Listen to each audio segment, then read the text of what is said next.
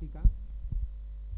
En las jornadas anteriores tuvimos al doctor Emilio Alba, que nos habló un poco pues, de los últimos avances en el conocimiento de la oncología de la mano de la genética, pues como la genética había permitido identificar los distintos tipos de tumores y cómo el tratamiento ahora pues, era mucho más dirigido en base a esa estructura que se obtenía. Pero se ondaba sobre todo en el tratamiento. Hoy tenemos a la doctora Márquez, Antonia Márquez, que nos va a mostrar pues, la parte de la oncología en la que, bueno, ya me corregirá ella, pero digamos, entramos en la prevención, en la que esta genética nos va a permitir identificar a individuos que tienen una mayor predisposición genética ya desde su nacimiento y que por lo tanto son los pacientes sobre los que podemos dirigir una mayor prevención y sin duda pues la prevención es una muy buena herramienta para la medicina, ¿no? Bueno, os presento a nuestra ponente, la doctora Antonia Márquez. Ella es médico, estudió la licenciatura en la Universidad de Málaga, se doctoró también en la Universidad de Málaga en el año 99 y su tesis la realizó exactamente en el análisis de los genes que ahora son responsables, genes BRCA1 y BRCA2, que son los mayores responsables de la predisposición genética al cáncer de mama y ovario.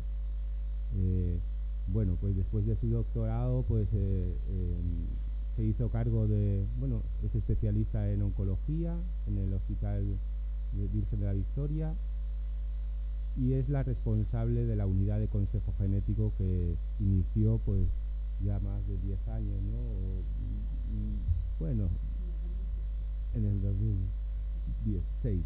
Bueno, pues fijaros, desde ese momento que ya empezó a tomar la responsabilidad de esa unidad, por esa unidad han pasado ya más de 1000 familias y bueno, pues a todas ellas se les ha atendido y se ha podido identificar a más de 250 pacientes que portaban las variantes en genes patogénicas, en genes BRCA1 y 2 y sobre las que se está haciendo una actuación preventiva especializada, ¿no?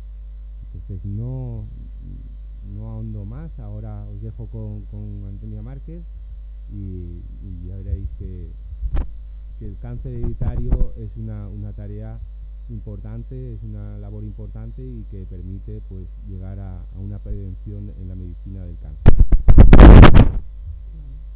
Pues muchas gracias, Javier, y gracias a todos por... ¿Se me oye bien? Es que hablo un poco bajito, ¿no? Sí, claro.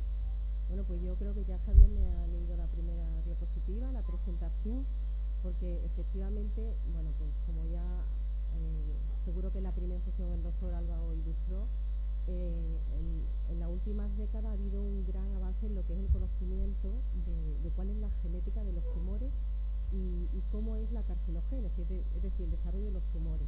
Y esa es la base, esa comprensión de cuál es la genética de los tumores, es una de las bases que nos ha llevado a poder hacer lo que se llama efectivamente la oncología preventiva, es decir, el tener la capacidad no de tratar un cáncer, sino de poder saber por antelación qué pacientes están en riesgo de desarrollarlo y por tanto poder actuar antes de que esto ocurra, ¿no? Solamente, ¿no? Ya, vale. Bueno, ese es un poco el guión que voy a seguir porque intento ir desde qué conocemos desde antes hasta cómo están cambiando las cosas también dentro de la oncología en el campo del cáncer hereditario, ¿no? Obviamente a lo largo de los años ha cambiado mucho el conocimiento de cuál era la causa del cáncer. Desde que en la antigua Grecia se hablaba de lo que era la teoría humoral, se usaban las purgas y las sangrías para curar el cáncer, pasando por la idea en el Renacimiento de que podía ser algo contagioso cuando se veía que se agrupaban casos cercanos en una familia, pero no es en realidad hasta que con el desarrollo de la microscopía cuando se demuestra cuál es el papel que desempeña la célula en el proceso tumoral.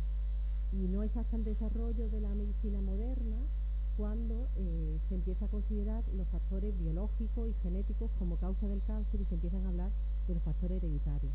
Pero el mayor avance ha sido en los últimos 30 años, cuando se ha podido identificar cuáles son aquellos genes de predisposición al cáncer, como por ejemplo lo que comentaba Javier, los genes asociados al cáncer de mama que se llaman BRCA1 y BRCA2, que oiréis bastante esta tarde, ¿no? Todo el conocimiento de estas bases genéticas pues es la que nos va a permitir poner en marcha lo que es el consejo genético.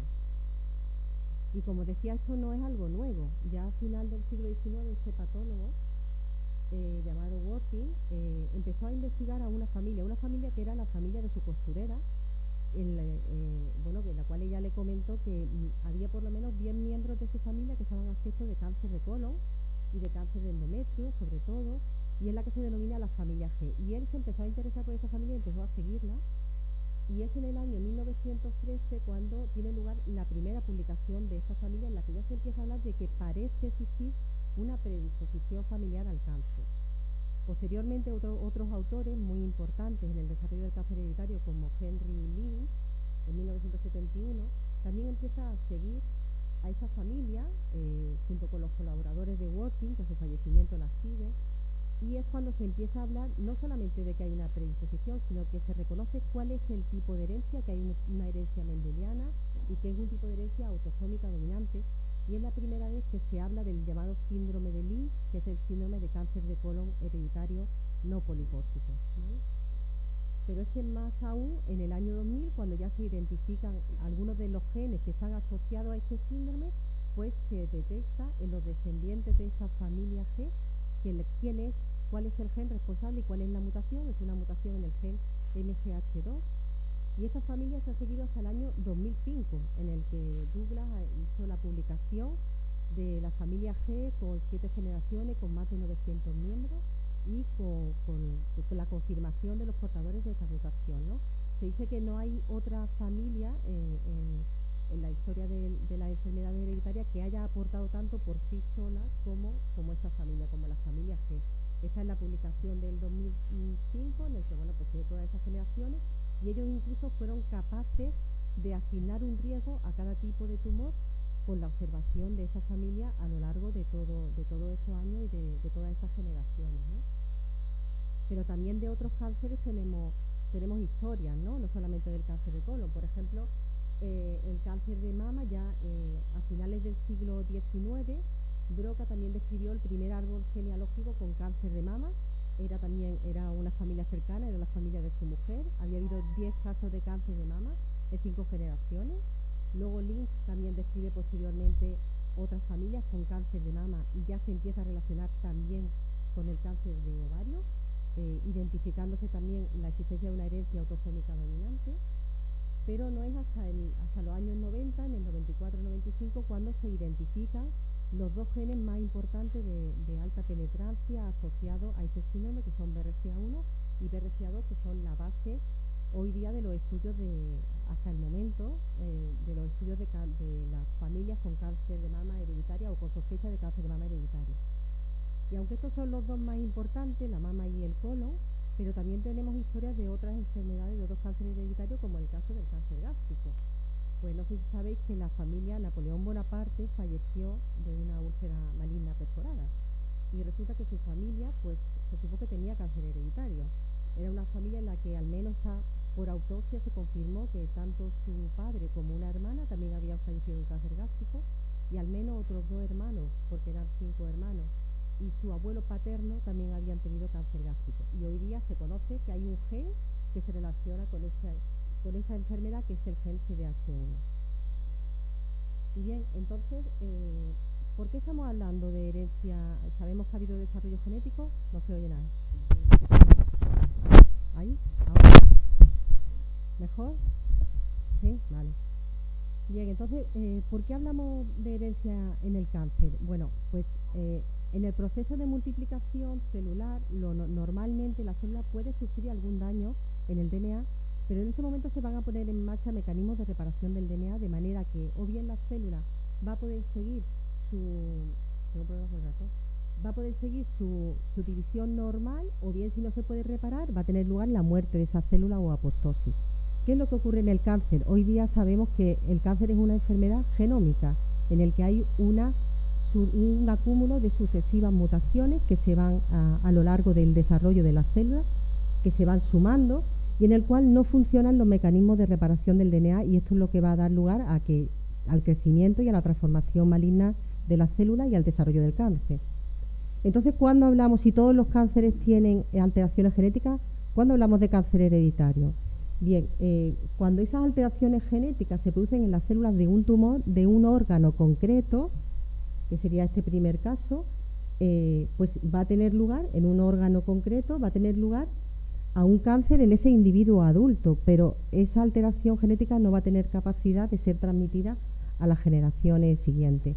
Sin embargo, cuando esas mutaciones con capacidad de desarrollar cáncer ocurren en las células germinales, es decir, en los espermatozoides o en los óvulos, entonces no solamente va a conferirle a ese individuo adulto riesgo de desarrollar cáncer, sino que además va a tener la capacidad de que se pueda transmitir a las otras generaciones. Y entonces cuando estamos hablando de cáncer hereditario.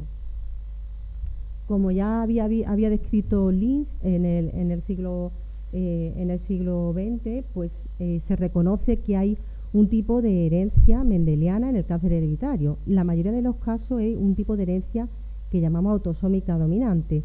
El conocer este tipo de herencia es una de las cosas que más nos ha ayudado a la hora de poder asesorar a la familia, porque si no conociéramos cuál es la herencia que sigue, quizás tendríamos dificultades para poder decidir qué individuos de la familia pueden haber heredado o no una mutación. Como digo, en la mayoría de los casos se da este tipo de herencia, menos en un tipo de enfermedad de cáncer de colon con poliposis atenuada, que está asociado al gen MYH, pero en la mayoría de los casos, como digo, es este tipo de herencia. Según este tipo de herencia, pues si a modo de recordatorio, pues es suficiente con que haya una mutación en una sola de las copias, en un solo alelo del gen, para que se pueda desarrollar la enfermedad. Y además, en estos casos, la probabilidad de transmisión de padres a hijos es de un 50% en cada embarazo, y esto es lo que vamos a asesorar y lo que le vamos a contar a estas familias, ¿no? Bien, entonces, una vez que sabemos que el cáncer hereditario existe, tenemos identificado algunos de los genes que se relacionan con estos síndromes de cáncer hereditario, es cuando podemos llevar a cabo lo que es el consejo genético. Y el hecho de poder decir que hay un gen que se relaciona con el desarrollo de una enfermedad, es la primera aplicación de la genómica personalizada en medicina, porque nos va a permitir, en base a ese hallazgo, el poder hacer un screening dirigido a la persona en función de su riesgo de desarrollar la enfermedad, y más allá aún nos va a permitir desarrollar estrategias de prevención, bien desde el punto de vista de prevención primaria como de prevención secundaria, ¿no? Bueno, esto es simplemente para que veáis algunos de los síndromes que están descritos, aunque en la actualidad se conocen más de 100, pero estos son de los más importantes o los primeros que se describieron, y al lado de cada síndrome viene cuál es el gen que se ha asociado a este síndrome. Nosotros en las consultas de consejo genético de cáncer hereditario, la mayoría de las pacientes que vemos tienen que ver con estos primeros, con los que he colocado en negrita, ¿no? Sobre todo son familias con cáncer de mama y ovario hereditario asociado a BRCA1 y BRCA2, familias con síndrome de Lynch o cáncer de colon hereditario no polipósico, que están asociados a estos genes que se denominan genes reparadores, y más recientemente también a este otro que se llama EPCAN. Y luego las poliposis colónicas familiares, bien en su forma clásica o bien en su forma atenuada. Este es el gen que os comentaba antes, que es el único caso en lo que son los síndromes de cáncer hereditario que tienen una herencia que no es autosómica dominante, sino que es recesiva. Todos los demás son autosómica dominante. Bueno, el hecho de tener un mayor conocimiento de la genética nos ha permitido también conocer cuál es la función en la célula normal de estos genes, y por tanto comprender qué es lo que ocurre cuando este gen se ve alterado o se ve mutado, ¿no? En el caso del cáncer de mama y ovario, bueno, pues todo este esquema que os pongo aquí tiene que ver con cuál es el mecanismo o la función, mejor dicho, de BRCA. BRCA interviene en la reparación en condiciones normales, interviene en la reparación del DNA mediante un mecanismo que se llama de recombinación homóloga, porque actúa reparando la rotura de la doble cadena de DNA. Y no lo hace solo, sino que lo hace pues bueno, con la colaboración de un complejo, del complejo VAD1, y reclutando a RAS51 y BRCA2, que también intervienen. Y todo esto hace que cuando no pueden actuar porque existen mutaciones que se lo impiden, cuando están alterados, va a dar lugar a que la célula va a intentar buscar otros mecanismos de reparación que en definitiva le va a conducir a una mayor inestabilidad genética y por tanto la posibilidad de desarrollar una transformación maligna y un tumor. En el caso de los genes llamados reparadores, que son los del síndrome de cáncer de colon, del síndrome de Lynch, se sabe hoy día que estos genes intervienen en la reparación de los errores en la replicación del DNA. Del mismo modo, cuando ellos no pueden intervenir, va a dar lugar a una célula con un fenotipo llamado mutador o déficit de MMR, de los genes mismatch repair, ¿no? Bien, entonces, ¿qué es lo que hacemos cuando decimos que hacemos consejo genético en cáncer hereditario? ¿Qué es lo que estamos haciendo? Nos estamos enfrentando ante un paciente o un individuo que consulta porque es un individuo sano a riesgo, o bien ya una persona que es un paciente porque ya ha desarrollado la enfermedad, ha desarrollado un cáncer. Ante este individuo lo que vamos a hacer es, por una parte, intentar hacer una valoración de cuál es su riesgo de tener un cáncer y por otra, cuál es su riesgo de ser un portador de una mutación. Con esto vamos a establecer unos 3 grupos de riesgo. Los que serían de riesgo bajo o moderado son aquellos en los que realmente no van a necesitar realizar un estudio genético. Pero no obstante se le puede recomendar se le puede hacer unas recomendaciones que, sobre todo en el caso del riesgo moderado, van a estar ajustadas a cuáles son sus riesgos de desarrollar cáncer, muchas veces a lo mejor por sus propias características o por su propia historia médica, o bien por algún caso aislado que ha habido en la familia, ¿no? Y los de riesgo bajo pues seguirán las mismas recomendaciones de la población general, pero son aquellos en los que entendemos que tienen un riesgo alto a los cuales se les va a plantear el estudio genético y van a entrar en todo lo que es el proceso del estudio genético. ¿Y cómo vamos a identificar a estos individuos? Bien, pues hasta ahora esa identificación, esa selección de estos individuos que van a someterse a consejo genético están basados en la historia familiar, en los casos clínicos. De ahí la importancia que siempre recalcamos en las consultas de cáncer hereditario en hacer una buena recogida de los antecedentes de la familia, aunque no siempre es fácil, como podréis entender, porque al menos se dice que tiene que haber 3 generaciones, conocer de las causas de fallecimiento, si han padecido un cáncer de qué tipo, a qué edad lo han padecido, y confirmar esa información, pues no siempre, la mayoría de las veces no es fácil, ¿no?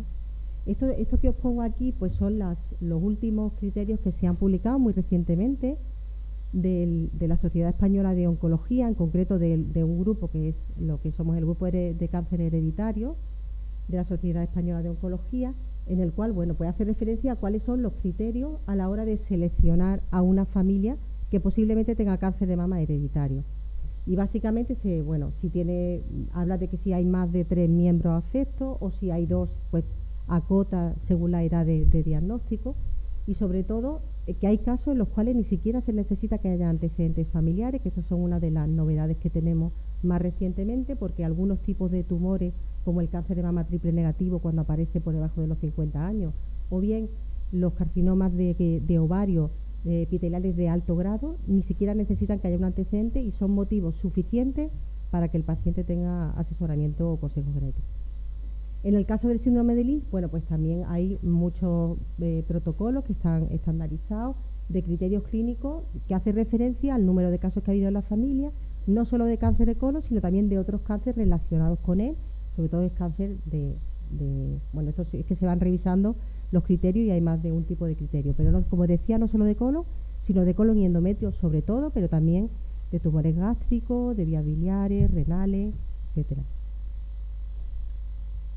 Y una vez que hemos identificado a estos individuos y le hemos hecho un estudio genético, posteriormente lo que le vamos a ofrecer son unas recomendaciones, como decía al principio, para hacer un screening dirigido a su riesgo de desarrollar cáncer, por una parte, lo que sería la prevención secundaria o incluso lo que se denomina la prevención primaria o estrategias de reducción de riesgo. En el caso de la prevención secundaria, en el caso del cáncer de mama, lo más importante es no solo el papel de la mamografía, que ya era conocido, sino el papel de la resonancia de mama. Son familias las que le vamos a empezar a hacer resonancia de mama a mujeres sanas, portadoras de la mutación, a partir de los 25 años, y luego ya a partir de los 30 se le va a añadir también la mamografía, porque sabemos con certeza que en la realización de las 2 pruebas tiene mucha más sensibilidad para la detección precoz de tumores, que es de lo que se trata en estas pacientes, ¿no?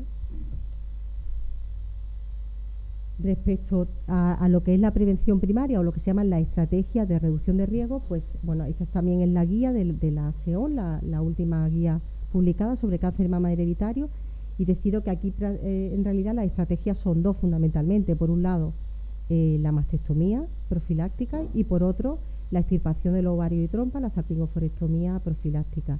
En este segundo caso, esta estrategia, la salpingoforectomía, sí que ha demostrado tener un gran impacto en la supervivencia de estas pacientes, es decir, en que se mueren muchas menos mujeres portadoras cuando les realiza esta cirugía frente a las que no se la realiza, que son portadoras. Esto es sobre todo por el hecho de que el cáncer de ovario es muy difícil de hacer prevención de cáncer de ovario, incluso haciendo visitas semestrales, con ecografías transvaginales, con marcador tumoral.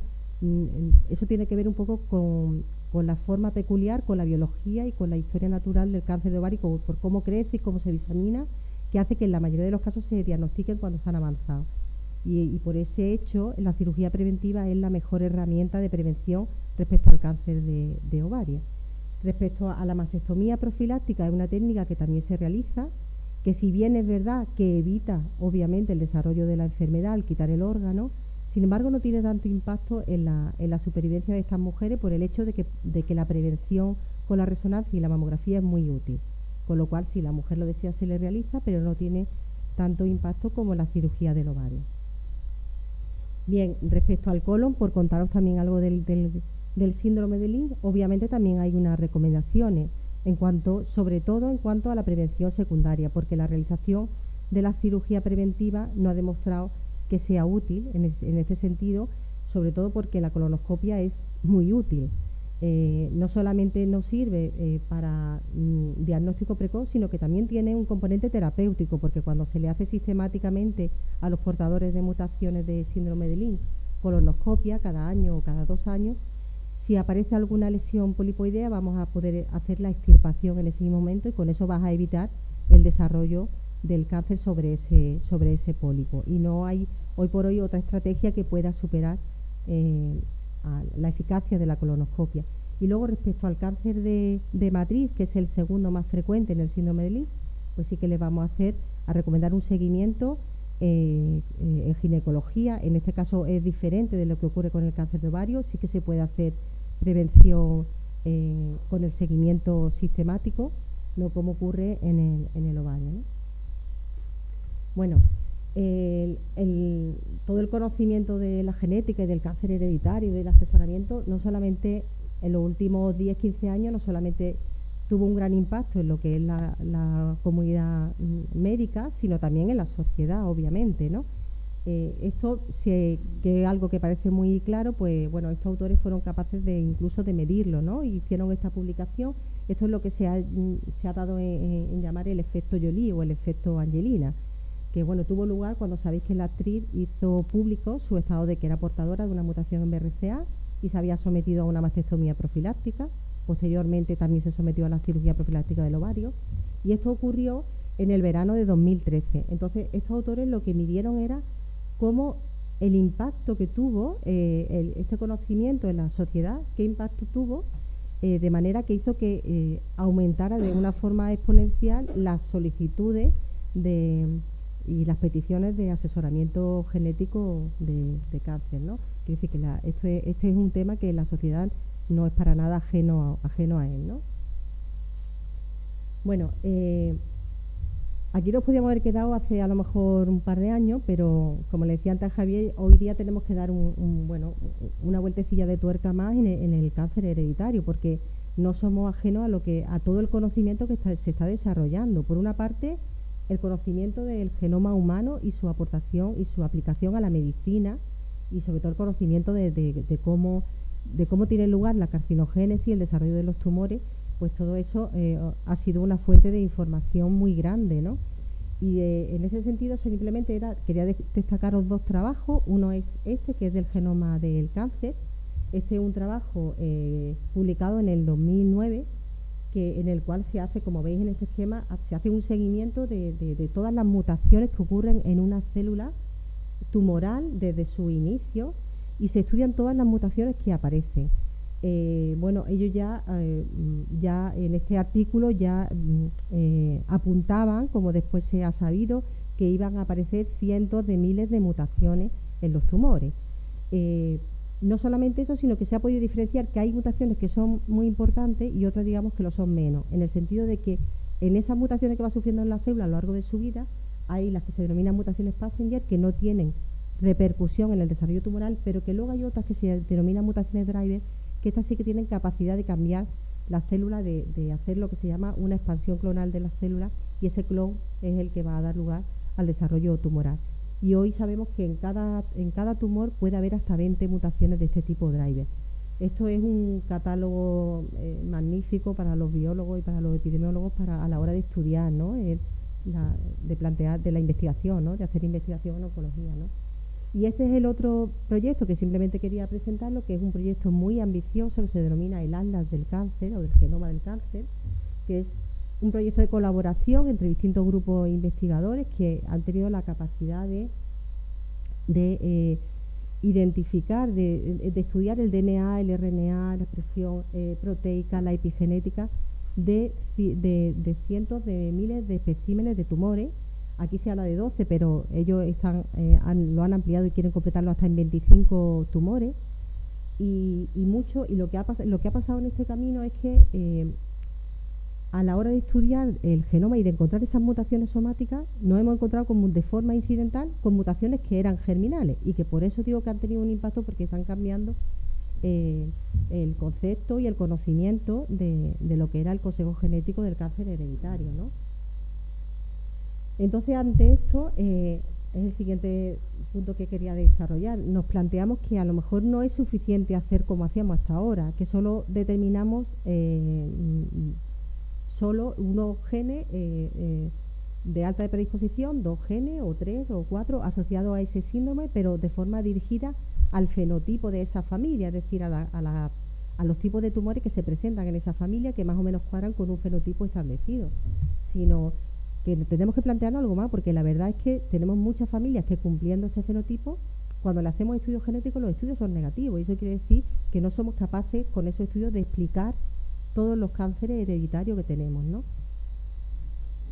En este punto, como decía, pues bueno, el desarrollo de lo que es la secuenciación masiva de los paneles, que yo creo que seguro el otro día Emilio habló de los paneles, ¿no? Mucho, bueno.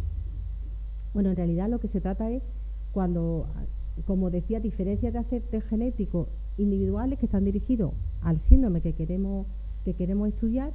Lo que se hace es construir unos paneles en el que vamos a utilizar o vamos a buscar no solo esos genes puntuales, sino otros genes que también parece que pueden tener mutaciones germinales y que pueden estar implicados en el desarrollo de cáncer hereditario, y que lo hemos conocido a través del estudio del genoma de tumores, a través del estudio de lo que son las mutaciones somáticas. Hemos encontrado también mutaciones germinales.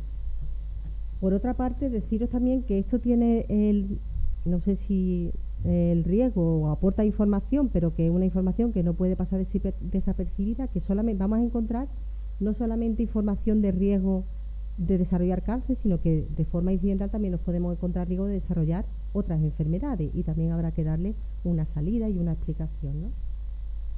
Bueno, pues cuando se hace la aplicación, en lugar de estudios de genes concretos, sino de paneles de genes, de lo que se llama la secuenciación múltiple, la secuenciación masiva, pues os voy a poner ahora algunos ejemplos de trabajos que se han hecho en ese sentido en el estudio de cáncer hereditario. Por ejemplo, este es un estudio que se hizo a 198 pacientes que cumplían criterios de los que hemos comentado, de criterios clínicos, familias en las que piensan que tienen un cáncer hereditario, pero que se les aplicaba estudios de paneles de 42 genes.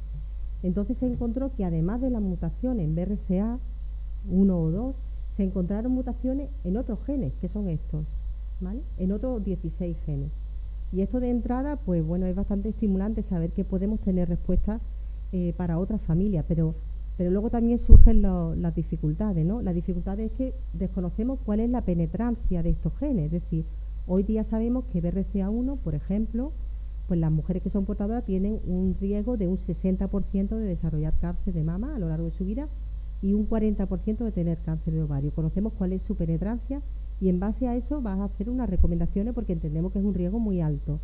Pero estos genes desconocemos cuál es su penetrancia, desconocemos si el riesgo que aporta es muy alto o si se acerca, es un riesgo moderado y se acerca más al que tiene la población general. Y esto es un problema a la hora de saber cuál es la utilidad clínica que tiene, qué le vamos a aconsejar. ¿Es suficiente con hacer mamografía? ¿Tienen que hacer resonancia? ¿A partir de qué edad la tienen que realizar? ¿Se puede hacer una recomendación de una cirugía profiláctica cuando desconoce si el riesgo es muy elevado o no? Y luego está el tema de lo que llamamos las variantes, o lo que llaman los biólogos las variantes de significado incierto, que es un caballo de batalla para el clínico, muy importante, que intenta entender qué hacer. Bueno, esto en realidad lo que quiere decir, cuando hablamos de mutaciones germinales, hablamos de mutaciones patogénicas, mutaciones que tienen la capacidad de dar lugar al desarrollo de la enfermedad, pero en las variantes de significado incierto en realidad no sabemos de qué estamos hablando, ¿no? Son unas mutaciones que puede que tengan un impacto en el desarrollo de la enfermedad, pero puede que no. Y esto es un problema porque con la aplicación de los paneles nos encontramos un porcentaje muy elevado de variantes de significado incierto. En este estudio, por ejemplo, aparecieron 428 variantes en este panel de 42 genes, que se dice muy rápido, ¿no? Bueno, este otro estudio también que se hizo de lo que se llama el screening universal, es decir, hacer, este es un caso de cáncer de colon. Entonces, bueno, se seleccionan individuos que han tenido cáncer de colon sin tener en cuenta si habían tenido o no otro familiar con cáncer de colon. Es decir, le damos la vuelta al tema, no estamos viendo si ha habido casos de cáncer de colon en la familia. Y se hace un estudio de estos tumores y se encuentra hasta un 7% de mutaciones germinales que habrían pasado desapercibidas si le hubiéramos aplicado todos estos criterios que os comentaba anteriormente, de estos criterios de Amsterdam y de Bethesda, para seleccionar a los individuos, si lo hubiéramos hecho como lo hacemos normalmente hoy día, ¿no?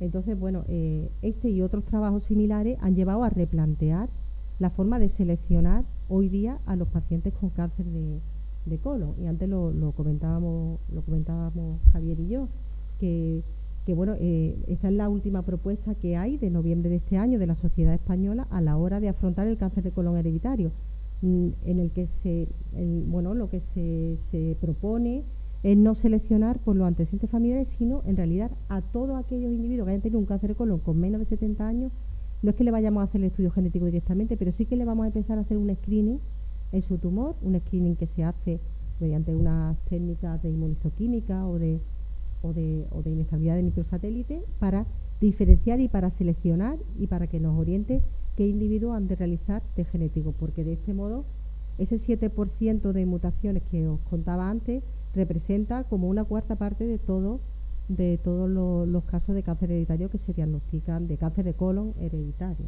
que no es nada despreciable, porque cuando identificamos una mutación, eso va a tener un impacto no en ese individuo, sino en toda su familia y en la descendencia de esa familia, con lo cual el impacto es mucho más que individual, ¿no?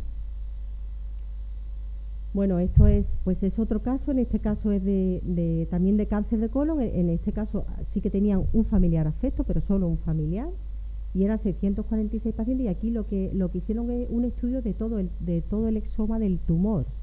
Entonces, bueno, este estudio lo presento porque además de encontrarse las mutaciones, los genes que ya conocemos, es lo que comentaba antes, al hacer estudios de mutaciones somáticas en los tumores, de forma incidental se encontraron con estas dos genes, con POL y POLD1, que eran dos genes en este momento nuevos, identificados por primera vez, que se relacionan con un síndrome de poliposis colónica hereditaria y que hasta ese momento no se conocía, ¿no? Esto es un ejemplo de cómo el estudio de los tumores somáticos puede llevar a aumentar el conocimiento del cáncer hereditario. Y este es un estudio que se ha hecho en cáncer de ovario, en el que, bueno, como sabéis, el síndrome de cáncer de mama lleva asociado también el cáncer de ovario, y como os comentaba antes, los genes relacionados, BRCA1 y 2, actúan en un sistema de reparación del DNA que se llama de recombinación homóloga, pero hoy ya se sabe que hay otros genes que también participan en este mecanismo de reparación. Y en el estudio del genoma del cáncer se observó que los tumores de ovario, el cáncer de ovario, presentaban alteración en los genes de la vía de la recombinación homóloga en un porcentaje muy elevado. Entonces, en base a eso, a ese conocimiento de los estudios de genoma del cáncer, hicieron este trabajo en el cual se estudian tumores de cáncer de ovario, también sin tener en cuenta si los antecedentes en la familia. Y entonces encuentran mutaciones germinales y mutaciones somáticas en el tumor. Y se encuentran que hasta un 31,8% tenían alguna mutación en estos genes que actúan o que tienen un papel en la recombinación homóloga. De ello, un 22% eran mutaciones germinales, es decir, tenían cáncer hereditario, un 22% de estas pacientes con cánceres de ovario. Y la mayoría de ellos, está en la descripción de las mutaciones germinales, la mayoría de ellas, 2/3 partes, eran mutaciones en BRCA1 y BRCA2, pero también habían otros genes, todos ellos, como digo, que participan en la recombinación homóloga. Y esto ha servido de utilidad para el desarrollo de fármacos que son útiles en el cáncer de ovario y que recientemente incluso se han aprobado, ¿no? Bueno, esto es para que os hagáis una idea de los paneles que hay, hay más, pero estos son algunos de los paneles de estos de secuenciación masiva para cáncer hereditario que hay hoy día, si bien es verdad que está habiendo grandes problemas para su aplicación, para la traslación del uso rutinario de estos paneles en lo que es la clínica diaria, ¿no? Sobre todo por lo que comentamos antes, porque desconocemos en la mayoría de los casos de estos genes cuánto contribuyen al riesgo de desarrollar cáncer y por tanto nos encontramos con un problema a la hora de asesorar a los pacientes qué han de hacer o qué no han de hacer, ¿no? O qué estrategias serían útiles para ellos, ¿no? Y luego por el alto porcentaje también de variantes de significado incierto en las cuales pues no sabemos qué hacer con ellas de momento, ¿no? Bueno, esta sería una forma de representarlo gráficamente. Si antes estábamos aquí y lo que estábamos haciendo era detectar, seleccionar un individuo que es candidato, que parece que por el fenotipo de la familia puede tener este síndrome hereditario de cáncer, le vamos a hacer el análisis de un gen concreto de alta penetrancia, pero se nos quedaban fuera otros individuos que no podíamos explicarle, ¿no?, qué le ocurría, ¿no? Con las tecnologías, las nuevas tecnologías de secuenciación masiva, lo que se intenta abordar es ambas cosas. Son tanto los genes de alta penetrancia como esos otros genes que, si bien no sabemos, algunos son de alta penetrancia y otros no tanto, lo sabremos quizás más adelante, pero que sí que podemos darle explicación a más familias con cáncer hereditario, ¿no? Bien, esto sí que seguro Emilio os contó, el doctor Alba os contaría la vez anterior, en lo que es el tratamiento del cáncer ha sufrido un cambio total de paradigma.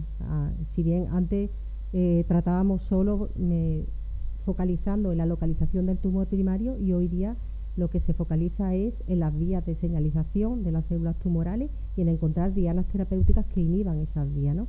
Y en este sentido, muchas veces el modelo del cáncer hereditario o las mutaciones asociadas al cáncer de predisposición hereditaria han servido como modelo para el desarrollo de algunos fármacos. Y esto tiene una gran importancia, porque si bien se han desarrollado en primer lugar en las pacientes o los pacientes que tenían cáncer hereditario, luego, por analogía con el comportamiento biológico de otros tumores, como estos que os comentaba de ovario, que tienen también alteradas vías similares, pues se ha podido aplicar luego esos tratamientos a una población mucho más amplia, ¿no? Y este es el mismo trabajo que os ponía antes de cáncer de ovario, en el cual lo que se vio es que aquellos tumores o aquellos pacientes con tumores que tenían alterada la vía de la recombinación homóloga, ya fuera por BRCA o por otros genes, respondían mucho más, serían estos dos, respondían mucho más a los tratamientos con platino, que bueno, es como la quimioterapia básica o más importante en el tratamiento del cáncer de ovario, con lo cual nos puede servir como un predictor de respuesta al tratamiento, la existencia o no de mutaciones germinales. Bueno, esto lo pongo para uno de los tratamientos más importantes que hay hoy en cáncer hereditario, son los llamados del grupo de los inhibidores de PAR. Y PAR es una enzima que está implicada en otro mecanismo de reparación del DNA, que es el mecanismo de la rotura de la cadena simple de DNA. Y cuando PAR no funciona o cuando se inhibe PAR, que se puede hacer con fármacos, pues esto lleva a que posteriormente haya una rotura de la doble cadena de DNA. si ahí es cuando tienen que intervenir los mecanismos de la recomendación homóloga, pero si el paciente tiene una mutación en BRCA1, por ejemplo, porque tiene cáncer hereditario, no va a poder actuar. Entonces esa combinación de esa mutación intrínseca que tiene el paciente por tener cáncer hereditario y el uso de este fármaco que inhibe a esta enzima da lugar a la muerte celular, y esto es lo que se denomina la letalidad sintética, es lo que ha hecho que este fármaco tenga una gran eficacia en este tipo de tumores. Bueno, estos son algunos de los trabajos en el desarrollo de estos fármacos, que se llama, en concreto este se llama olaparib, y ya hay alguno más. Y primero, este es un estudio que se hizo en pacientes o en tumores con mutaciones germinales de BRCA1 y 2 de distintas localizaciones. Había cáncer de ovario, de mama, de próstata, y entonces pues se objetiva cómo va respondiendo, esto es cómo es la supervivencia de los tumores que tienen esta mutación y a los cuales tratas con el inhibidor de PARP, ¿no? Y en este caso son cáncer de ovario, que en realidad no se seleccionan por mutación en BRCA, pero que, como hemos visto antes, hay un alto porcentaje de cáncer de ovario con mutaciones no solo de BRCA, sino de genes que intervienen en las mismas vías de reparación y que también responden a los tratamientos con este fármaco, con olaparib, ¿no? Estos serían los que tratamos con olaparib, como viven mucho más que los que no se tratan, ¿no?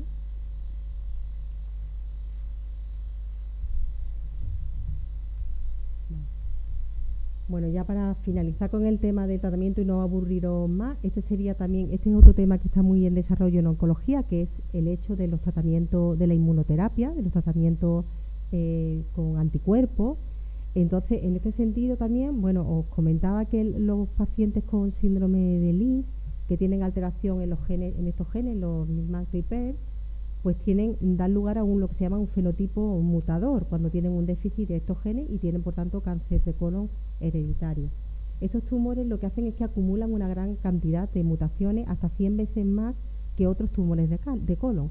Entonces, esto se ha visto que actúan como neoantígenos. De hecho, por la microscopía electrónica hace años que no sabíamos por qué ocurría, lo primero que se sabía era que había muchos linfocitos alrededor de estos tipos de tumores de colon hereditario, y es debido a esa gran cantidad de mutaciones, y estos actúan como antígenos y por tanto son una diana muy buena para que actúen los anticuerpos, en este caso este trabajo que era un anticuerpo anti-PD1, y seleccionaron a pacientes que bien tenían síndrome de Lynch o bien tenían cáncer de colon esporádico y por tanto eran MMR proeficientes, no eran deficientes, e incluso otros tumores que sin ser cáncer de colon hereditario también presentaban este fenotipo mutador en estos genes. Y lo que vieron es que todos los que respondían, prácticamente todos, eran tumores que tenían este tipo de alteración en la vía MMR, o sea que se podía utilizar también como un factor a la hora de decidir si tratar o no a estos pacientes. Y esto incluía no solamente pacientes con cáncer hereditario, sino que se ha podido hacer extensivo a otros tumores que sin ser hereditario también presentan este tipo de alteraciones genéticas. Y esto supone para nosotros un avance a la hora de utilizar este tipo de fármacos que son muy eficaces, ¿no? Bueno, entonces con todo esto que he contado, pues las cosas ya no son tan simples, ¿no? Como decía, como eran hasta ahora o como eran hasta hace un par de años, ¿no?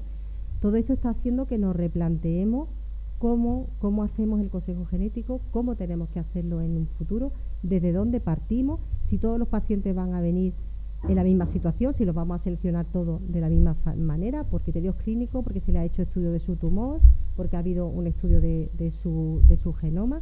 Y esto es una propuesta que ha hecho la Universidad de Michigan de cuál es el futuro o cuáles son los posibles escenarios que nos podemos encontrar en cáncer hereditario. Si este era el modelo tradicional, este es el que hacemos hoy día. Tenemos un individuo que tiene riesgo de padecer cáncer o que lo ha padecido o es familiar o pertenece a una familia con riesgo de cáncer, y pues recogiendo toda esa información le vamos a dar un asesoramiento genético y le vamos a hacer el test de un gen que encontremos que está relacionado con los criterios que hay en su familia, si sea de mama o de colon o de otro tumor. Y en base al resultado le vamos a dar un asesoramiento. Este es el modelo clásico. Pero ahora nos podemos plantear otros escenarios, que serían, por ejemplo, que se realizara pues los paneles estos de secuenciación masiva en búsqueda de mutaciones germinales en un individuo para valorar cuál es su riesgo de cáncer. ¿Qué es lo que puede ocurrir? Que una vez que se realiza el estudio de todo el esómago, de todo el genoma de ese individuo, nos podamos encontrar, por un lado, con mutaciones germinales de riesgo de desarrollar cáncer, y habrá que darle pues un asesoramiento en base a estos hallazgos. Aquí nos encontramos con las dificultades que mencionábamos, que vamos a encontrar muchas alteraciones que desconocemos cuál es su implicación clínica, que desconocemos cuáles son los riesgos que aporta de desarrollar la enfermedad y, por tanto, cuáles son las recomendaciones más adecuadas para ese paciente. Y, por otro lado, nos vamos a encontrar también con que van a aparecer mutaciones germinales para el riesgo de desarrollar otras enfermedades neurológicas, cardíacas, etcétera, y para las cuales también habrá que darle un asesoramiento y una salida, si no en una consulta de cáncer hereditario, pero sí en una consulta de genética o más específica de otras enfermedades hereditarias, ¿no? Y el otro escenario sería en el que, partiendo de que se haga un estudio en un tumor concreto, aplicando también pues los paneles de secuenciación múltiple, en un tumor concreto. Muchas veces esto se realiza bien por investigación. Hoy día es frecuente realizar a lo mejor un estudio de este tipo dentro del contexto de un ensayo clínico, del desarrollo de fármacos o de tratamiento de nuevos fármacos. Y aquí nos podemos encontrar, por una parte, nos vamos a encontrar lo que buscamos. En este caso estamos buscando mutaciones somáticas que puedan servirnos como dianas terapéuticas para el tratamiento de ese paciente concreto. Pero también, de forma incidental, como hemos visto muchas veces, nos podemos encontrar mutaciones germinales. Y en este momento, esto ya no va a tener una implicación solo para este individuo y para el tratamiento de su tumor, sino que va a tener una implicación y una repercusión para toda su familia, y habrá que hacerle un asesoramiento adecuado. Y además, previa a realizarse este estudio, tendrá que saber que esto puede ocurrir y que puede tener unas implicaciones posteriores, ¿no? Pues igual que otros organismos se han dado cuenta de todo este cambio, pues la SEON, la Sociedad Española de Oncología, también este verano tuvo que hacer una carta de posicionamiento en este sentido, ¿no? Que básicamente lo que viene a decir es que el uso de la determinación de mutaciones germinales como dianas terapéuticas o para utilizarla como predicción de respuesta a tratamiento no nos puede hacer olvidarnos del asesoramiento genético y del consejo genético en el cáncer, que no puede ir, el avance tecnológico tan importante en este sentido no puede ir en detrimento de que estos pacientes tengan un asesoramiento adecuado antes y después de someterse a cualquier estudio genético de esta índole, y que debe hacerse pues por personal adecuado que tenga formación y un entrenamiento idóneo, ¿no? En definitiva, y esta es mi última diapositiva, está claro que la nueva era tecnológica nos ha traído muchas oportunidades en el asesoramiento genético del cáncer hereditario. Vamos a ser capaces de identificar muchos más genes de una forma más rápida, vamos a conocer más familias que tienen cáncer hereditario y, por tanto, pues podremos hacer una mayor prevención, que haya menos mortalidad por cáncer, obviamente. Se podrá hacer el screening universal e incluso servirnos esas mutaciones como un marcador para el tratamiento de esos pacientes que desarrollan cáncer. Pero luego también están los retos, que si bien la lista parece que es parecida, yo creo que es muchísimo mayor, ¿no? Los retos son en realizar un consejo previo a realizar el test genético adecuado, intentando transmitir todas estas dificultades al paciente, el conocer cuánto aportan estos nuevos genes al desarrollo de cáncer hereditario, qué vamos a hacer con las variantes de significado clínico incierto. Yo llamaré a mis biólogos, pero ellos no sé lo que van a hacer con esto. ¿Qué impacto psicológico tiene la sobreinformación? Hoy no me da para explicaros tanto, pero el tema del impacto psicológico que tiene el cáncer hereditario en el individuo y en la familia es motivo de un congreso entero, y no sabemos el impacto que puede tener toda esta sobreinformación que tenemos hoy día hacia el paciente sobre riesgos sobre los que no podemos actuar ni que sabemos cuánto de riesgo le aportan, ¿no? Y luego lo que es la integración del consejo genético dentro de lo que es la investigación clínica, que de esto, este último punto ya estamos en ello dentro de las unidades de oncología, ¿no? Y nada más.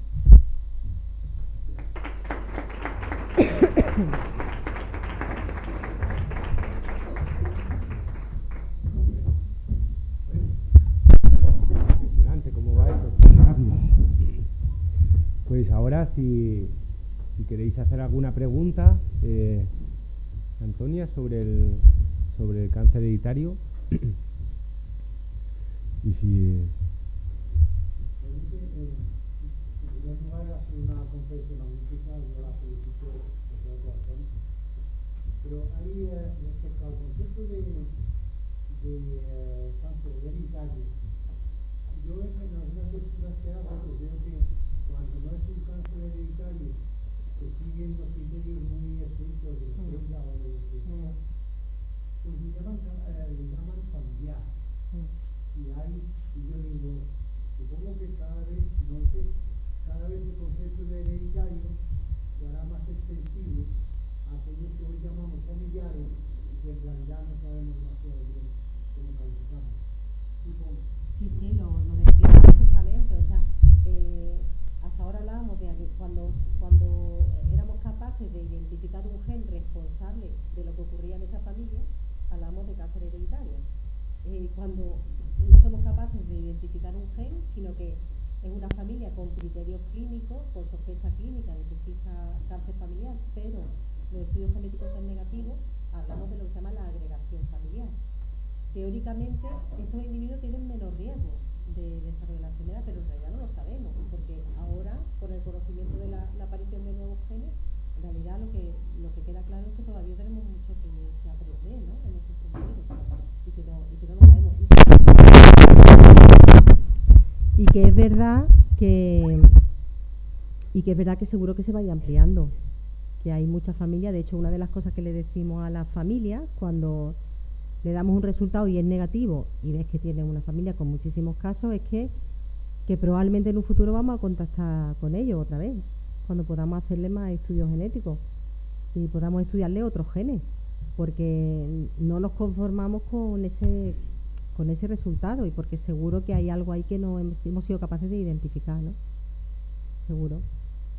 Y si me permite una segunda pregunta, yo como psiquiatra, pues me he fijado en esta configuración de que esas mutaciones con riesgo desconocido o con patogenia desconocida, pues la información al paciente de esos elementos que no conocemos introduce una patología psiquiátrica importantísima. Claro, sí, ya de hecho en el Consejo Genético del Cáncer, yo me acuerdo al principio que una de las premisas, que además el otro día me acordaba preparando eso, una de las premisas que había era hacer estudios genéticos solo de aquellas enfermedades en las cuales podamos hacer prevención. O sea, quiero decir, por ejemplo, que si había el cáncer gástrico hereditario, que se conoce el gen, CDH1, pero entonces ni siquiera, bueno, y de hecho hay que hacer un tipo de exploraciones especiales de estómago, una gastroscopia normal no es útil solo. Y entonces se decía, pues no hacer estudios genéticos, quiero decir, si tú le vas a decir a un paciente, pues sí, tiene un riesgo de un 70% de tener un cáncer gástrico en su vida, pero no hay forma de prevenirlo, y se va a morir de esto, pues a mí me parece una faena más que otra cosa, ¿no? Entonces, esa era una premisa y ahora nos encontramos con esa dificultad. Y luego lo del impacto psicológico es porque es verdad que eso está muy estudiado y siempre todas las unidades de cáncer hereditario tienen que tener apoyo psicológico, porque hay pacientes que lo necesitan y lo tenemos que remitir, ya en condiciones normales, ya conociendo perfectamente este es su gen y este es su riesgo y vamos a hacerle esto y lo hay aquello, aún así porque hay descritas muchas patologías asociadas al hecho de saber que eres una persona en riesgo. Dices que muchas veces a lo mejor damos esta información a una chica que tiene 20 años o 19, que sabe que ha visto que su madre ha tenido cáncer de mama o ha tenido su tía, una prima lo ha tenido con 27 años y sabe que está en riesgo alto de tener un cáncer de mama o de ovario, que ya le está diciendo que se va a tener que quitar los ovarios pues cuando tenga los hijos y no más allá de los 40 y que va a tener que estar toda su vida sometida a un seguimiento estrecho. Entonces, pues todo el mundo no sabe gestionar bien esta información y hay muchos pacientes que necesitan apoyo psicológico en este sentido. Y hay descritas muchas cosas, hay descrita, bueno, pues la culpabilidad también de los padres hacia los hijos, la culpabilidad del no portador también, curiosamente, entre los hermanos, a lo mejor si son 4 y hay 3 portadores y uno no, y el que no es portador pues siente, bueno, piensa porque ellos no se siente distinto. Quiere decir que en esto hay muchas, eso es de lo que conocemos. Si además le damos información de que hay muchas cosas que no sabemos, pues eso también puede tener un impacto muy importante, que no lo sabemos, ¿no? Sí.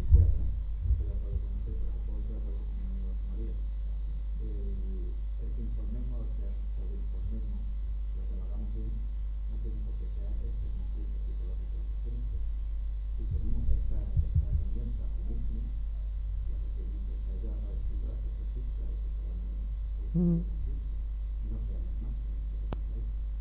No, pero claro, el conflicto se crea cuando lo tenemos claro, no. Quiero decir, una familia, una de las ventajas que tiene también el hacer estudios genéticos cuando encontramos una mutación es, por ejemplo, cuando en una familia ha habido muchos casos, todas, por ejemplo, de cáncer de mama, ¿no?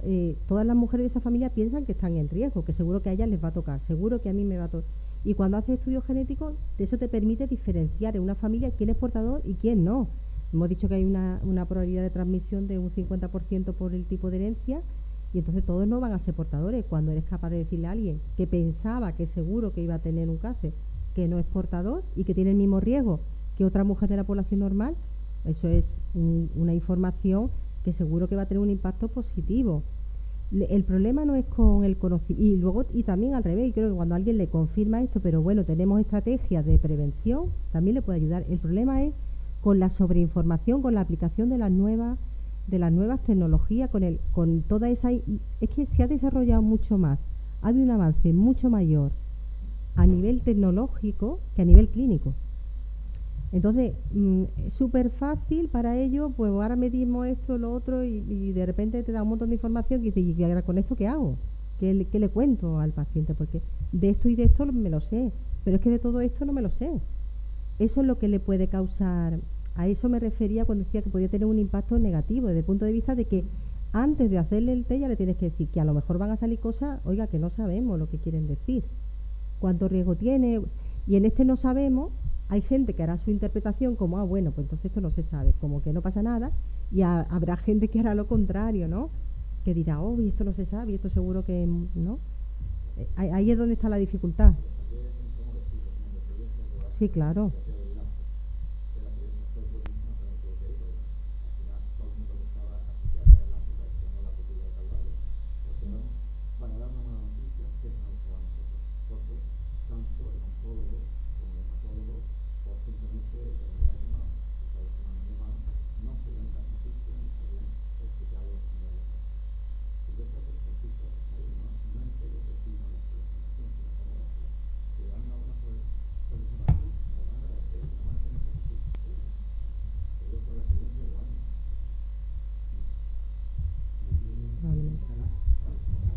Hola. Sí.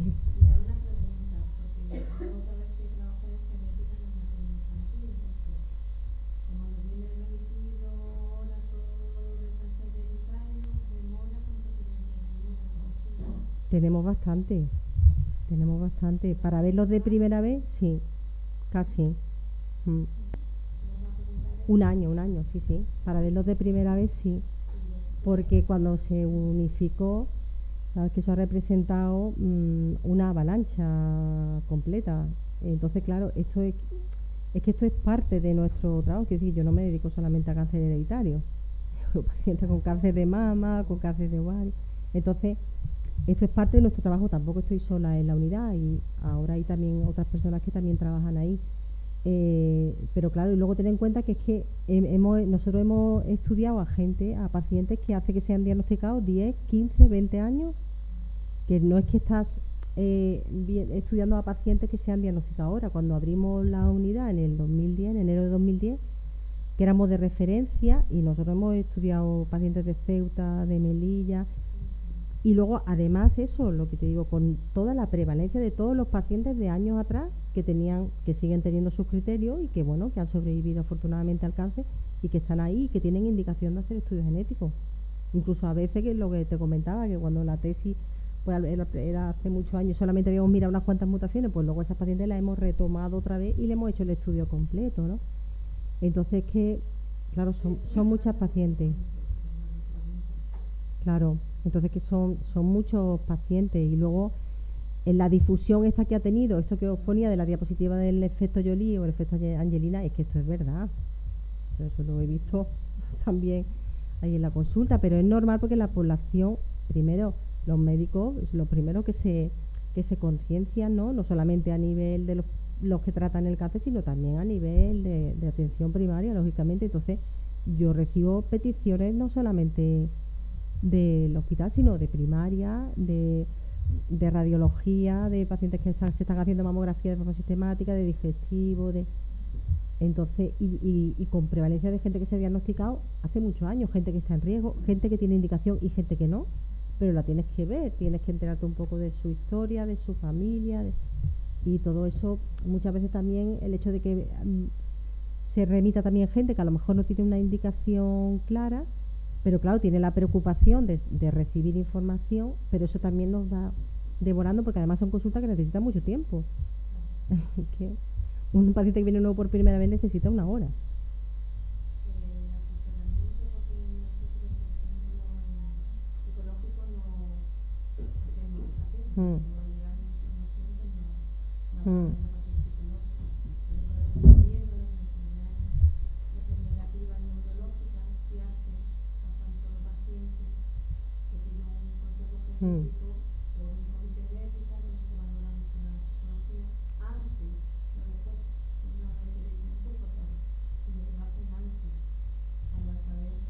Bueno,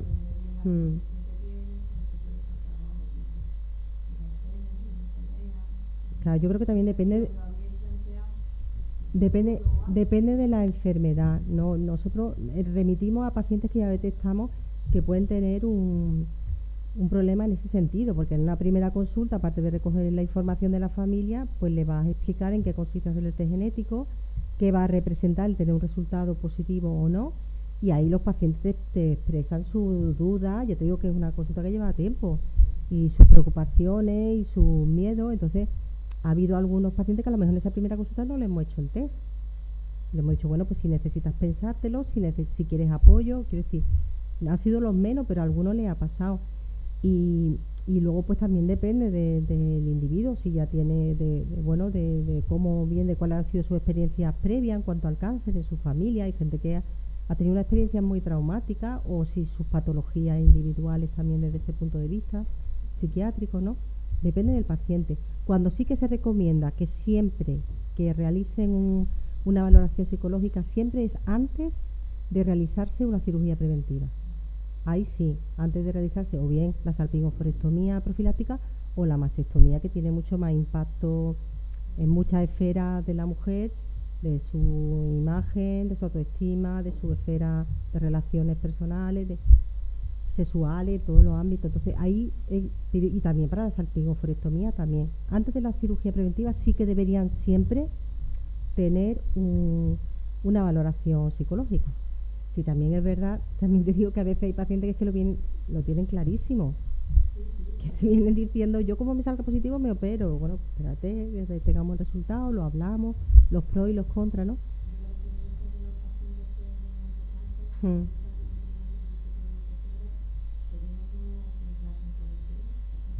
Claro, y sin saber a qué, eso no.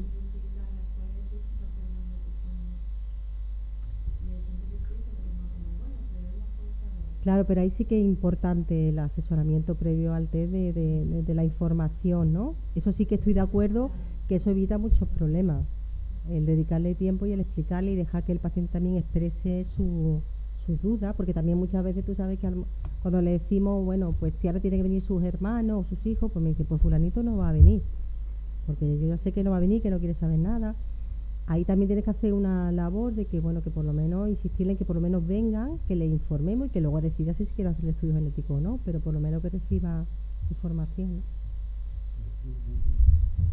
Quería saber lo que los confirmarios de la familia, y quería saber si hay posibilidades de acceso directo, porque nosotros si cada día más necesitamos familias posiblemente que a lo mejor no tienen ningún caso pasado aquí, pero no sé si hay acceso de todo, porque yo necesito saber de los casos que llegan a británica, pero hay muchas veces que no tienen familia, que han trasladado, entonces me empiezan a contar, oye, ¿qué día tengo para poder Pues la vía es remitirlo directamente. De hecho, ya Es que no sale en mi cartera de servicios. que no No sé. me Yo sale sí ya no me lo sé. una posibilidad de decir, oye, voy a mandar a la unidad de protección genética. Pues yo recibo gente de primaria, como lo hacen no lo sé, pero yo recibo pacientes que vienen directamente de la atención primaria, vienen con un PDIER. Es que yo he recibido gente así de... Como ya el tema ese burocrático no lo sé, lo desconozco, pero... Burocrático frena mucho. Es decir, Claro, yo hago una derivación desde el ya. ordenador de Vidalla, vamos, me la paran por todas partes, no entra por ningún sitio. Nosotros hemos visto muchas pacientes que vienen directamente. A ver si es posible, pues, a través de un PDIEF, Llegan allí directamente directamente. a oncología y bueno, que es para estudios genéticos, deben traer una justificación para que le demos un visto bueno, porque bueno, esa es otra, ¿no? Esa gran... No hacerlo, pero ya una familia que Claro. dedica un tiempo a hacerle su árbol genético. Claro, es que hay algo... Genealógico y verlo y oye, esta familia se merece. Claro. Clásicamente decíamos que, bueno, probablemente esto va a cambiar y por eso ya no, hoy no ponía esa diapositiva, pero que de todo el cáncer que se diagnostica aproximadamente entre un 5 y un 10% hereditario. Solo que no es poco, porque luego tiene un impacto en mucha gente, en toda la familia, pero es que el cáncer es muy frecuente. Entonces, esa es una estimación que había hasta ahora. Pues seguramente, pues lo que estamos comentando, pues con los nuevos conocimientos, pues a lo mejor en unos años pues estamos diciendo que en realidad no es tan poco, que es más, ¿no? Y probablemente para algunos tumores va a ser mucho más, para cáncer de colon o para cáncer de ovario, por ejemplo, ya se sabe que es más, que hay como una cuarta parte que son hereditarios. Entonces, bueno, depende del tipo de tumor. Y sin embargo de ovario puede ser sin que haya caso en la familia, pero que el cáncer es que es muy frecuente. Entonces, claro, cuando una familia te cuenta, es que en mi familia ha habido un caso, la herencia siempre viene por una rama, como decíamos, una herencia autosómica dominante va solo en un alelo, o es paterna o materna. No me vale que haya tenido un cáncer de mama su tía materna y su abuela paterna. Tiene que venir por la misma rama. Y más cuando hablamos de, a lo mejor, también pues con cánceres que son de una incidencia muy elevada, como la mama o el colon, ¿no? Que son muy, muy frecuentes, ¿no? Entonces, bueno, ahí hay que ahondar un poquito más.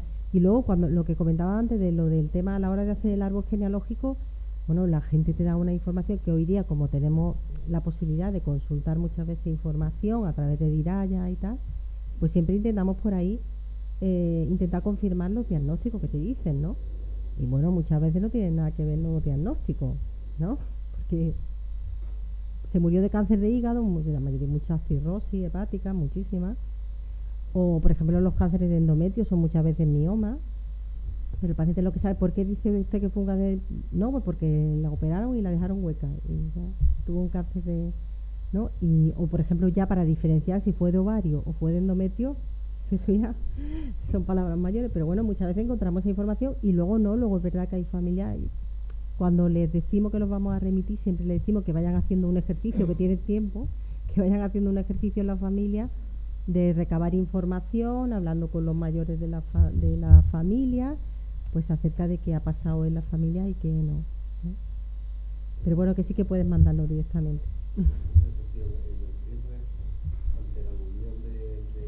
pacientes residentes, ¿cómo priorizáis? Es decir, en caso donde pueda citar, en Pues- función de la incidencia del tipo de tumor, de la incidencia de la familia. No, la única forma que tenemos de priorizar es muy básica y la mantienen de enseguida porque todos te vienen diciendo que tienen antecedentes en la familia, ese no puede ser un criterio. El criterio es que tenga una repercusión para esa persona desde el punto de vista de su salud, de el realizar un estudio genético, por ejemplo, a lo mejor es alguien que se acaba de diagnosticar o por ejemplo, hay sospecha de que haya cáncer de mama y de ovario hereditario y se ha diagnosticado de algún problema ginecológico y se va a operar. Y si es portadora, se va a hacer ya la cirugía completa, preventiva. A lo mejor tiene un mioma, pero si... es que eso me estoy acordando ahora de una... no hace mucho, ¿no? Una chica joven y su madre había fallecido de cáncer de ovario, también tenía una tía y una mamá. Y entonces, si era portadora, ya que se hacía la cirugía de la matriz, se iba a quitar los ovarios, ¿no? Pero era joven y no la ibas a meter en menopausia si no tenía indicación. En esa chica, por ejemplo, sí era importante saberlo. O luego pacientes recién diagnosticadas de la enfermedad, por ejemplo, de cáncer de mama, que si a lo mejor se acaban de diagnosticar y van a hacer quimioterapia antes de operarse y lo quieren saber de cara a decidir hacer una cirugía más radical y sobre todo hacer, que no es que tengan que hacerla obligadamente por el hecho de ser portadora de BRCA, pero sí que se contempla la cirugía profiláctica y le puede cambiar el tratamiento. O por ejemplo a veces nos mandan con el tema de los nuevos fármacos, de los fármacos Diana, de los fármacos estos de los inhibidores de PAR, pacientes con cáncer ovario que han recaído, que se acaba de aprobar el uso de este fármaco en estos pacientes si tienen mutaciones. Pues también eso nos adelantamos, ¿no? Esos son los criterios que podemos seguir. Es que otro es muy complicado y menos viendo un papel, ¿no? Que no es teniendo un conocimiento más extenso de esa familia, ¿no?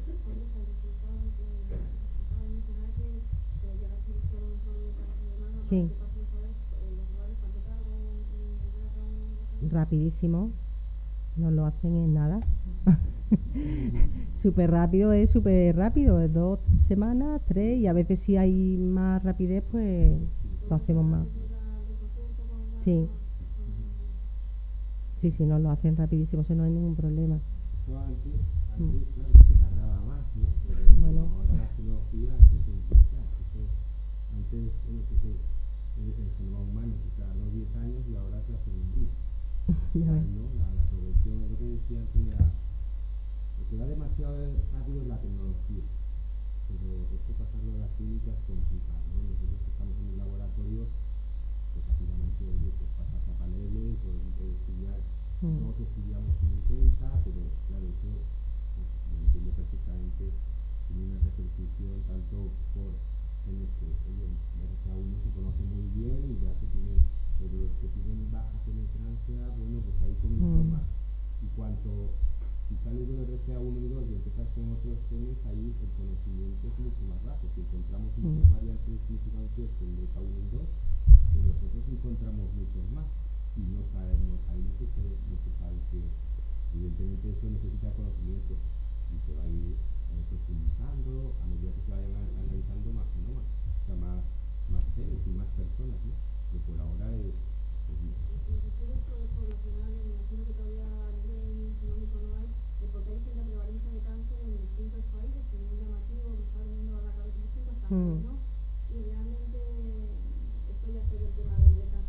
Sí.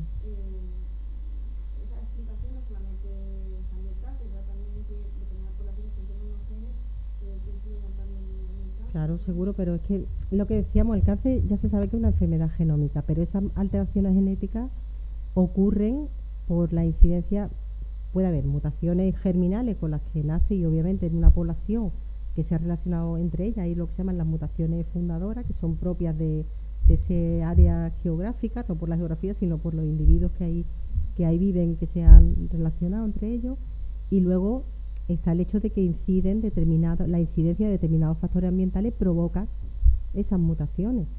Y eso no germinales, sino para que se desarrolle el tumor. Quiere decir que al final son todas mutaciones genéticas. Algunas de ellas el individuo ya nace con ellas, son las mutaciones germinales, y luego se van sumando otras. Por eso, en realidad, por eso hablamos, una paciente que sea portadora de BRCA1 no es seguro que vaya a desarrollar un cáncer. La penetrancia no es del 100%. Tienen que ocurrir otras cosas, ¿no? Esto es algo que yo siempre le explico a la paciente. El ser portadora de una mutación no quiere decir que seguro va a tener un cáncer. Lo que quiere decir es que tiene un alto riesgo de que ocurra. Y en ese riesgo van a influir otros factores, como de tipo ambiental, de exposición a carcinógenos, del tipo que sea químico, a virus, a estilos de vida. En las mujeres la exposición a su vida reproductiva, ¿no? Como es lo que es la influencia hormonal sobre el desarrollo de cáncer de mama. Es decir, que hay también otros factores. Lo que pasa es que el factor genético, el germinal, el que naces con él, es el que tiene el mayor peso en ese reparto, ¿no? El que tiene mayor peso, pero por ejemplo están descritas, que además era una familia española, 2 hermanas gemelas univitelinas, de las que comparten todo el material genético, que una con mutación en BRCA, una desarrolló cáncer de mama y ovario y la otra no. Y cuando se publicó, la paciente tenía ya casi 70 años. Es decir, que tienen que pasar otras cosas. Es como el factor de mayor peso, pero no es el único.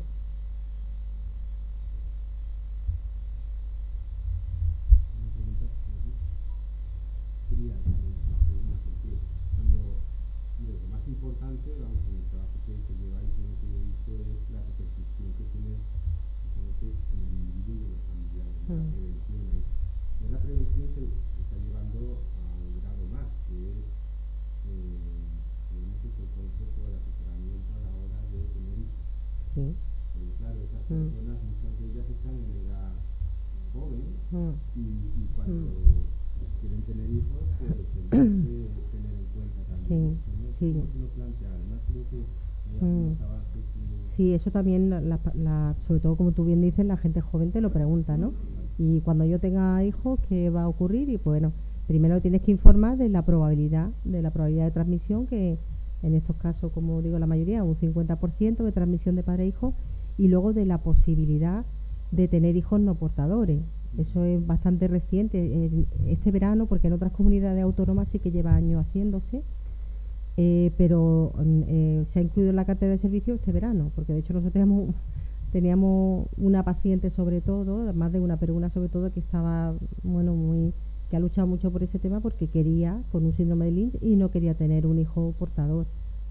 Entonces, bueno, pues está recogida la posibilidad de hacer, está recogida como tal, el cáncer hereditario, cáncer de mama hereditario y el síndrome de Lynch también, entre otros, la posibilidad de hacer fecundación in vitro con diagnóstico genético preimplantacional, seleccionando los embriones que no sean portadores para implantarlo, ¿no? Esta es una opción. Yo le informo a los pacientes de que esa es una opción. Y en realidad yo le informo de dos cosas. Yo les digo que tienen dos opciones. Una es asumir el riesgo, porque además creo que es así, esto es lo que conocemos, pero en realidad la transmisión genética transmitimos muchas cosas que conocemos, ¿no? Que podemos controlar, ¿no? Desde el punto de vista de que hablamos de que no es seguro que lo vayan a transmitir, hay un 50% de probabilidad, que el hecho de que sus hijos sean portadores tampoco quiere decir que van a desarrollar la enfermedad, que no es una enfermedad necesariamente mortal y que se puede prevenir la enfermedad. Entonces, bueno, no es lo mismo como a lo mejor el caso de la enfermedad neurológica, a lo mejor que tú decías, o de... Pero si fuera de Andalucía, sí. Fuera de Andalucía sí, pero aquí el cáncer de mama y el Lynch no estaban contemplados. La poliposis, pero claro, pero bueno, que le tienes que contar toda esa opción. Y luego una opción es asumir ese riesgo y la otra es, si tiene claro que no, pues someterse a todo ese proceso, que es un proceso complejo. Tienen que ir está centralizado en Sevilla, en el Hospital Virgen del Rocío, pero se mandan y van allí y tienen que hacer todo el procedimiento, ¿no? Sí, la otra opción que sería natural y después prenatal. ¿Cómo? Sería No, que yo lo que les digo es que es como asumir el riesgo de que transmitimos a los hijos, bueno, pues factores genéticos de predisposición al cáncer y de otras cosas también que no sabemos, ¿no? Que lo que tienen que conocer es cuáles son esos riesgos, la probabilidad de transmisión, si lo tienen, pues que sepan eso, que es una enfermedad que se puede prevenir y que no es necesariamente mortal. Esa es una opción, asumir este riesgo, ¿no? Y luego la otra es, pues, si no lo quieres asumir, pues someterte a... Bueno, desde luego hay casos también de enfermedades raras neurológicas que es posible que la mujer tenga clarísimo no ir Claro. a tener un hijo asumiendo esos riesgos, como el cáncer, que se sabe que puede tener... Porque, ahora tú sabes si se puede hacer prenatal y después se puede hacer reproducción natural y después se puede No hacer creo. prenatal.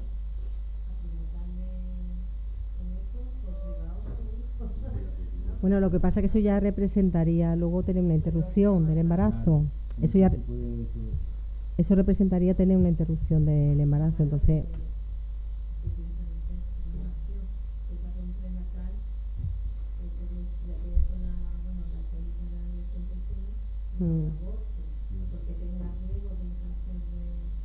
Claro, es que eso ya me parece que no sé si éticamente es cuestionable.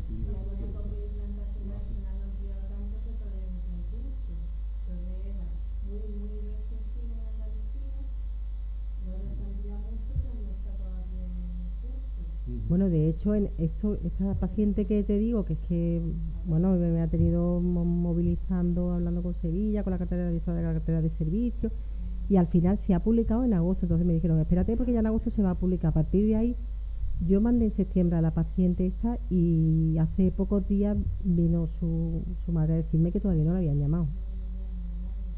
Entonces, bueno, yo ya no sé qué más hacer, pero publicado está ya. El hecho de que esté centralizado dificulta también mucho ese tipo de procedimiento, porque eso técnicamente aquí se podría hacer perfectamente. Y el hecho de ir allí, lo que es someter a una fecundación in vitro, que ya también supone un procedimiento complejo y estresante para las parejas y para las familias, y además a distancia, yo creo que también es peor aún, pero bueno, esto es lo que tenemos hoy día. A mí ya me ha parecido un paso, un avance.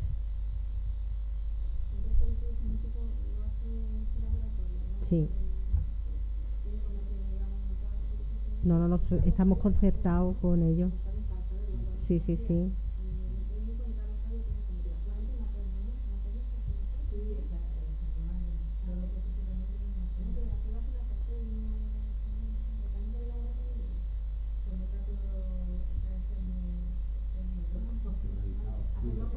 En los hospitales ahora mismo no hay, ni en Málaga, en los hospitales no hay, en el laboratorio no se hace no.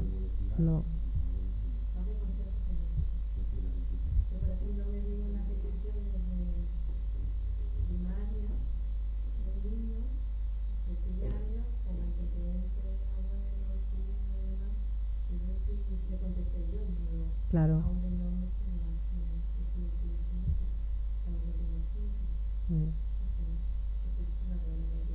Gracias. Sí, bueno, a veces a nosotros también a mí me llegan a mí también cosas que no tienen que ver con nosotros también. Bueno, pues muchísimas gracias. Perdona. Sí.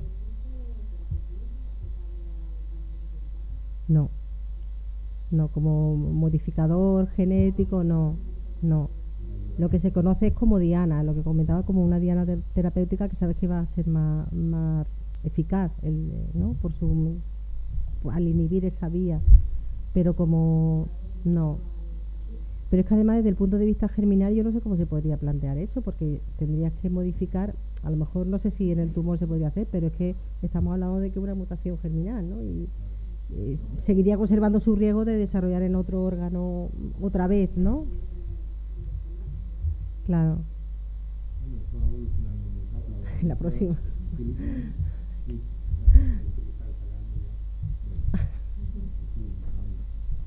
Pues muchísimas gracias a todos por asistir a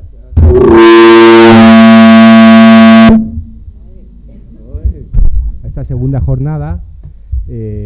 Bueno, como sabéis, después tenemos aquí un ratito y podemos tomar un refresquito.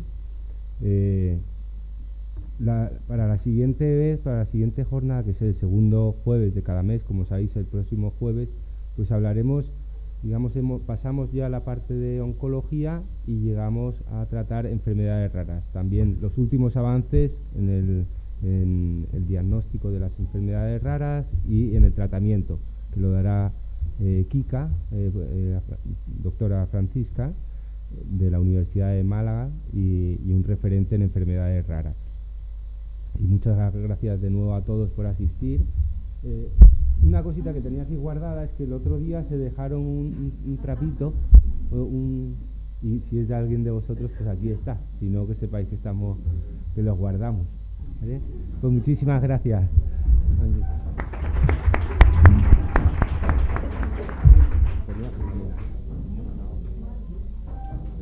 Cosas que no sabía. Así. Y aquí tenemos una cosita.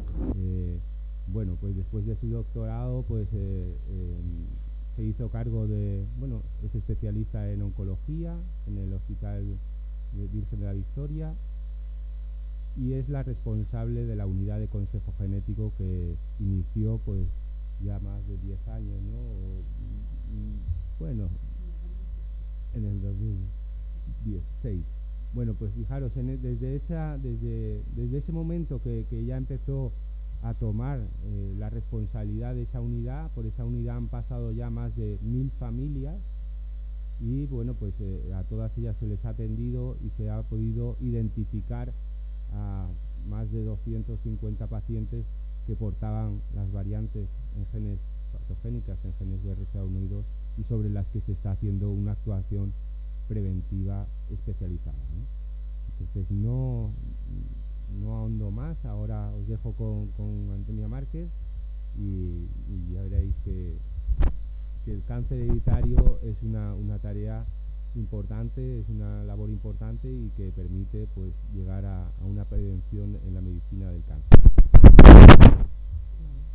Pues muchas gracias, Javier, y gracias a todos por... ¿Se me oye bien? Es que hablo un poco bajito, ¿no? Sí, claro.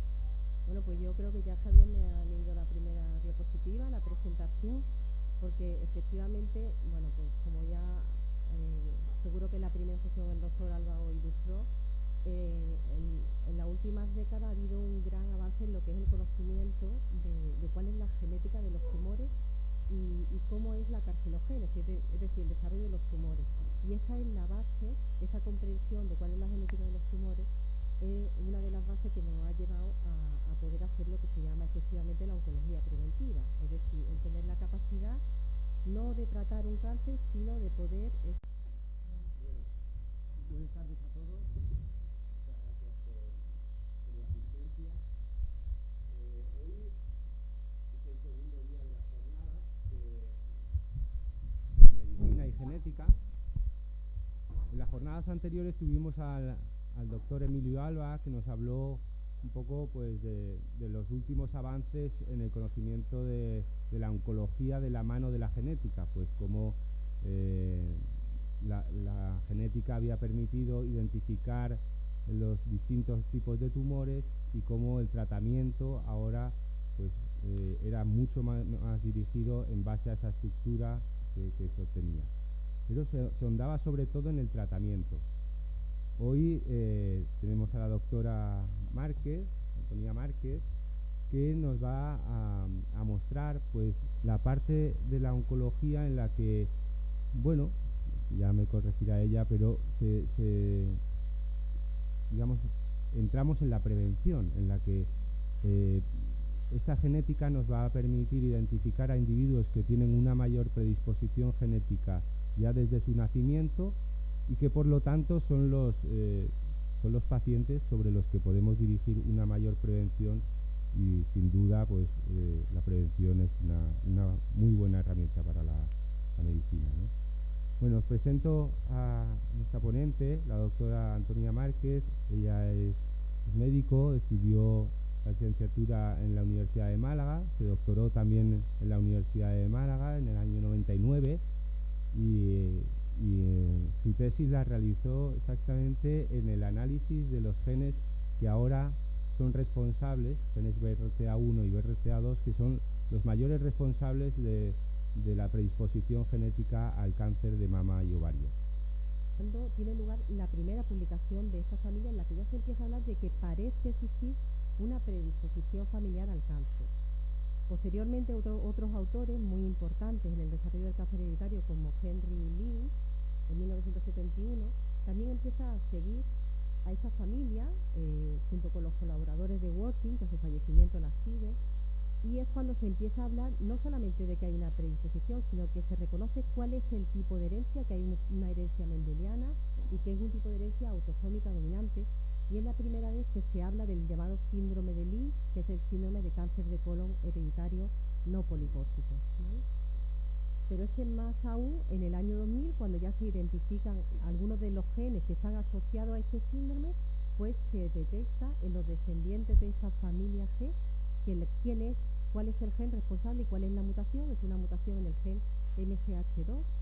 Y esta familia se ha seguido hasta el año 2005, en el que Douglas hizo la publicación de la familia G con 7 generaciones, con más de 900 miembros y con la confirmación de los portadores de esa mutación, ¿no? Se dice que no hay otra familia en la historia de la enfermedad hereditaria que haya aportado tanto por sí sola como esta familia, como la familia G. Esta es la publicación del 2005, en el que, bueno, pues tiene todas esas generaciones, y ellos incluso fueron capaces de asignar un riesgo a cada tipo de tumor con la observación de esa familia a lo largo de todos esos años y de todas esas generaciones, ¿no? Pero también de otros cánceres tenemos historias, ¿no? No solamente del cáncer de colon. Por ejemplo, el cáncer de mama ya a finales del siglo XIX, Broca también describió el primer árbol genealógico con cáncer de mama era una familia cercana, era la familia de su mujer. Había habido 10 casos de cáncer de mama en 5 generaciones.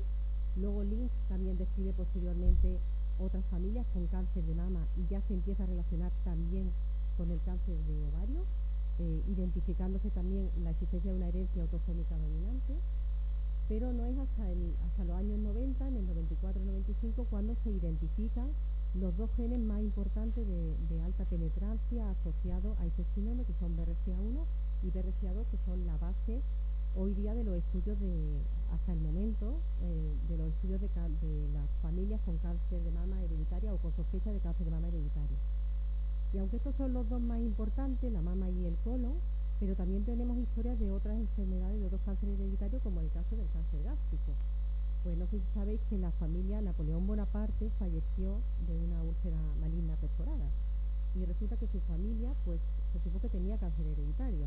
Era una familia en la que al menos por autopsia se confirmó que tanto su padre como una hermana también habían fallecido de cáncer gástrico, y al menos otros 2 hermanos, porque eran 5 hermanos, y su abuelo paterno también habían tenido cáncer gástrico. Y hoy día se conoce que hay un gen que se relaciona con esa enfermedad, que es el gen CDH1.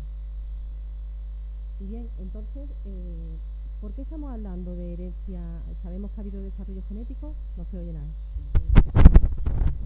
¿Ahí? ¿Ahora? ¿Mejor? Sí, vale. Bien, entonces, ¿por qué hablamos de herencia en el cáncer? Bueno, pues en el proceso de multiplicación celular, normalmente la célula puede sufrir algún daño en el DNA, pero en ese momento se van a poner en marcha mecanismos de reparación del DNA, de manera que o bien la célula va a poder seguir su división normal, o bien, si no se puede reparar, va a tener lugar la muerte de esa célula o apoptosis. ¿Qué es lo que ocurre en el cáncer? Hoy día sabemos que el cáncer es una enfermedad genómica. Saber por antelación qué pacientes están en riesgo de desarrollarlo y, por tanto, poder actuar antes de que esto ocurra, ¿no? Vale. Bueno, este es un poco el guión que voy a seguir, porque intento ir desde qué conocemos desde antes hasta cómo están cambiando las cosas también dentro de la oncología en el campo del cáncer hereditario, ¿no? Obviamente a lo largo de los años ha cambiado mucho el conocimiento de cuál era la causa del cáncer. Desde que en la antigua Grecia se hablaba de lo que era la teoría humoral, se usaban las purgas y las sangrías para curar el cáncer, pasando por la idea en el Renacimiento de que podía ser algo contagioso cuando se veía que se agrupaban casos cercanos en una familia, pero no es en realidad hasta que con el desarrollo de la microscopía cuando se demuestra cuál es el papel que desempeña la célula en el proceso tumoral. Y no es hasta el desarrollo de la medicina moderna cuando se empieza a considerar los factores biológicos y genéticos como causa del cáncer, y se empiezan a hablar de los factores hereditarios. Pero el mayor avance ha sido en los últimos 30 años, cuando se ha podido identificar cuáles son aquellos genes de predisposición al cáncer, como por ejemplo lo que comentaba Javier, los genes asociados al cáncer de mama, que se llaman BRCA1 y BRCA2, que oiréis bastante esta tarde, ¿no? Todo el conocimiento de estas bases genéticas pues es la que nos va a permitir poner en marcha lo que es el consejo genético. Y como decía, esto no es algo nuevo. Ya a final del siglo XIX, este patólogo llamado Working empezó a investigar a una familia que era la familia de su costurera, en la cual ella le comentó que había por lo menos 10 miembros de su familia que estaban afectos de cáncer de colon y de cáncer de endometrio, sobre todo, y es la que se denomina la familia G. Y él se empezó a interesar por esa familia y empezó a seguirla, y es en el año 1913 cuando